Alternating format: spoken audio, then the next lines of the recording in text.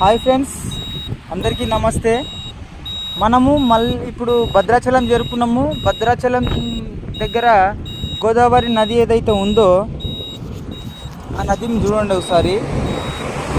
ఇది నది పరిస్థితి. ఇది అంటే ఎంత ఘోరంగా అంటే అసలు నీళ్లు లేవు, ఏమీ లేవు. ఈ ఈ ఒక్కసారేనంట, ఎప్పుడు గిట్టంగా నీళ్ళు లేకుండా లేని పరిస్థితి లేదు. ఇప్పుడు మాత్రం ఒక సుక్క నీళ్ళు లేవు ఇంట్లో. అయితే గోదావరి నది నీళ్లు సుక్కలేవు. కొంచెం